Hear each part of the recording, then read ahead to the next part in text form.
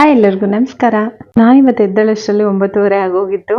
Reason ಏನಂದ್ರೆ ನಾವು ಮಲ್ಕೊಂಡಿದ್ದೆ 3 ಗಂಟೆ ಆಗಿತ್ತು. ಯಾಕೆ ಏನು ಅಂತ ಕೇಳ್ತೀರಾ? ಇಲ್ಲಿ ಬನ್ನಿ ನೋಡೋಣ ಯಾಕೆ ಅಂತ. ವೀಕೆಂಡ್ ಅಂದ್ಬಿಟ್ಟು ಶನಿವಾರ ಸಾಯಂಕಾಲನೇ ಸಂಧ್ಯಾ ಮಕ್ಕಳನ್ನ ಕರ್ಕೊಂಡು ಅಮ್ಮು ಸಂಧ್ಯಾ ಬಂದಿದ್ರು. ಮನು ಬಿಟ್ಬಿಟ್ಟು ಹೋಗಿದ್ರು. ಬಂದಾಗ ನಾವು ಮನೇಲಿ ಇರ್ಲಿಲ್ಲ. 12 ಗಂಟೆ ಆಗಿದೆ. ಇವ್ರಿಗೆ ಟೈಮ್ ಸೆನ್ಸ್ ಇಲ್ಲ ಅನ್ನೋ ತರ ಮಾವಿನಕಾಯಿ ತಿಂತಾ ಇದ್ದಾರೆ ಗೈಸ್. ಪಾಪ ನಮ್ಮ ಅಪ್ಪ ನಿದ್ದೆ ಮಾಡ್ತಾ ಇದ್ರು. ನಮ್ಮ ಅಕ್ಕನ ಎಬ್ಬರಿಸಿ ಮಾವಿನಕಾಯಿ ಕೊಟ್ಟಿದ್ದಾರೆ. ಕರ್ಕೊಂಡು ಹೋಗ್ತೀನಿ.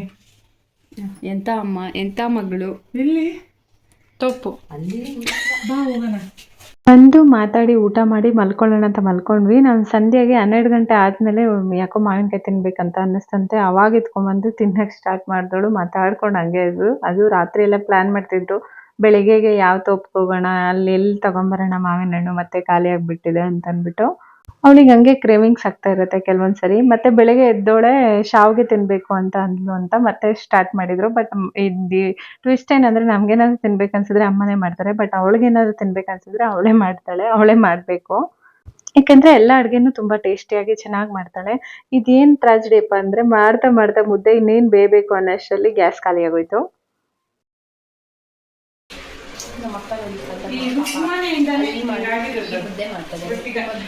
ಅಮ್ಮು ತಿನ್ನಕ್ ಕೂತ್ಬಿಟ್ಟಿದ್ಲು. ಪಾನಕ ಮಾಡಕ್ಕೆ ಕೊಬ್ಬರಿ ಕಟ್ ಮಾಡಿ ಕೊಟ್ಟಿರೋದು ಅಷ್ಟೇ ಅವಳು ಎದ್ದಾಗಿಂದ ಕೆಲಸ. ಅವಳೆದ್ದಿರೋದು ಲೇಟೇನೆ. ಅದಕ್ಕೆ ಅವಳು ಸಂಧ್ಯಾನ ಆಡ್ಕೊಂಡು ಕೂತಿದ್ಲು. ನೋಡು ಅಲ್ಲೂ ನೀನೇ ಮಾಡ್ಬೇಕು, ಇಲ್ಲೂ ನೀನೇ ಮಾಡ್ಬೇಕು, ಮಾಡು ಏನ್ ಪರವಾಗಿಲ್ಲ ಅಂತ. ಆಮೇಲೆ ಈ ಶಾವ್ಗೆ ಹೋಳ್ಗೆ ಎಲ್ಲ ಏನಂದ್ರೆ ಒಬ್ಬೊಬ್ರು ಮಾಡೋ ಕೆಲಸ ಅಂತೂ ಅಲ್ವೇ ಅಲ್ಲ. ಅದಕ್ಕೆ ಎಲ್ರು ಸೇರಿ ಮಾಡ್ತಿದ್ದಾರೆ.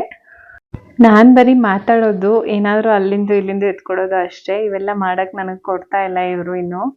ನಮ್ ಲಿಯಾ ಬೇಬಿಗೆ ಈ ಯೂಟ್ಯೂಬ್ ವಿಡಿಯೋ ಮಾಡೋದು, ರೀಲ್ಸ್ ಮಾಡೋದು ತುಂಬಾ ಇಂಟ್ರೆಸ್ಟ್. ಬಟ್ ಅವ್ನಿಗೆ ಟೈಮ್ ಸಿಗ್ತಾ ಇಲ್ಲ. ಮಾಡು ಅಂತ ಹೇಳ್ತಿರ್ತೀನಿ ನಾನು ಸಂಧ್ಯಾಗೆ. ಬಟ್ ಅವಳು ಮಾಡಲ್ಲ, ಅವಳಿಗೂ ಇಂಟ್ರೆಸ್ಟ್ ಇಲ್ಲ ಅಂತ ಅಂದ್ಬಿಟ್ಟು. ಬಟ್ ನಮ್ ಲಿಯಾ ಬೇಬಿಗೆ ತುಂಬಾನೇ ಇಷ್ಟ ಅವ್ನ ವಿಡಿಯೋನಲ್ಲಿ ಬಂದ್ರೆ.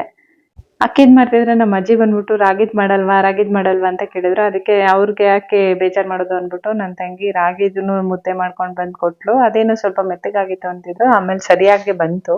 ನಮ್ಮ ಅಜ್ಜಿ ಅಂತೂ ಅಲ್ಲೇ ಕುತ್ಕೊಂಡು ನಮ್ಗೆಲ್ಲ ಹೇಳ್ತಿದ್ರು, ಬರೀ ಪಾನ್ಕನಲ್ಲಿ ಬೆರೆಸಿ ತಿನ್ನೋದಲ್ಲ, ಹಂಗಂಗೆ ನುಂಗಿ. ನಮ್ಮ ಕಾಲದಲ್ಲೆಲ್ಲ ನಾವು ಹಂಗೆ ನುಂಗ್ತಿದ್ವಿ, ಕೂದಲೆಲ್ಲ ಸಿಗಾಕೊಂಡಿರುತ್ತೆ ಅಂತ ಹೇಳ್ತಿದ್ರು ನಮ್ಮ ಅಪ್ಪ ಅವರು.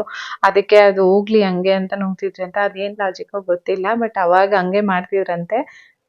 ಅವಾಗ್ನವ್ರು ಹಂಗೆಲ್ಲ ಹೇಳಿದಾರೆ ಅಂದ್ರೆ ಅದಕ್ಕೇನೋ ಒಂದು ರೀಸನ್ ಇದ್ದೇ ಇರುತ್ತೆ. ರೀಸನ್ ಇಲ್ಲದೆ ಅವ್ರು ಏನು ಮಾಡೇ ಇರಲ್ಲ. ಅದನ್ನ ಹೆಂಗಾದ್ರೂ ಫಾಲೋ ಮಾಡ್ಲಿ ನಾವು ಅಂತ ಅಂದ್ಬಿಟ್ಟು ಅದನ್ನ ಹೇಳಿರ್ತಾರೆ. ನಾವು ತಿಂದು ಕುಡ್ದು ಆ ಕಡೆ ಈ ಕಡೆ ನೋಡೋಷ್ಟ್ರಲ್ಲಿ 3 ಗಂಟೆ ಆಗೇ ಹೋಯ್ತು. ಸ್ಮೃತಿ ಅವ್ರು ಊರಿಗೆ ಹೋಗೋಕೆ ಟೈಮ್ ಆಯ್ತು ಅಂತ ಅಂದ್ಬಿಟ್ಟು ಪ್ರವೀಣ್ ಬಂದಿದ್ರು ಬಿಟ್ಬಿಟ್ಟು ಬರಕ್ಕೆ. ಆಮೇಲೆ ಅವರು ಊರಿಗೆ ಹೊರಟ್ರು. ನಮ್ಮ ಲಿಯಾ ರೀಲ್ಸ್ ಮಾಡೋಣ ಅಂತಿದ್ದ. ನಾವು ಕೊನೆಗೂ ಮಾಡಕ್ ಆಗ್ಲೇ ಇಲ್ಲ, ಬರೀ ಇದೇ ಆಗೋಯ್ತು. ಮಕ್ಳು ಸ್ಮೃತಿ ಹೊರಟ್ಮೇಲೆ ನಾವು ಅಮ್ಮ ಅಪ್ಪನೂ ಹೋಗಿದ್ರು ಅವ್ರ ಜೊತೆ. ನಾವು ಮನೇಲೇ ಇದ್ದವರು. ಸಂಧ್ಯಾಗೆ ಹಲಸಿನ ಹಣ್ಣು ಅಂದ್ರೆ ತುಂಬಾ ಇಷ್ಟ. ಅಮ್ಮಗುನು ತಿನ್ನಲ್ಲ ಅಂತ ಅಂದ್ಬಿಟ್ಟು ಅವ್ರು ಹೋದ್ಮೇಲೆ ಕಟ್ ಮಾಡಿದ್ರು. ಅಪ್ಪ ಎಲ್ಲ ತೋಟದ ಹತ್ರದಿಂದ ತಗೊಂಬಂದಿದ್ದಂತೆ. ತುಂಬಾ ಟೇಸ್ಟಿ ಆಗಿತ್ತು ಅಂತ ಹೇಳ್ತಿದ್ರು. ಹಲಸಿನ ಹಣ್ಣು ತಿಂದ್ರೆ ಹಸಿವಾಗುತ್ತಂತೆ, ಅದೇನೋ ಗೊತ್ತಿಲ್ಲ. ನಮ್ಮ ತಾತ ಹೇಳ್ತಿದ್ರಂತೆ ಹಲಸಿನ ಹಣ್ಣು ಊಟಕ್ಕೆ ಮುಂಚೆ ತಿನ್ಬೇಕು, ಬಾಳೆಹಣ್ಣು ಊಟ ಆದ್ಮೇಲೆ ತಿನ್ಬೇಕು ಅಂತ. ನಮ್ಮ ವೀಕೆಂಡ್ ಈ ತರ ಮುಗ್ದೋಯ್ತು.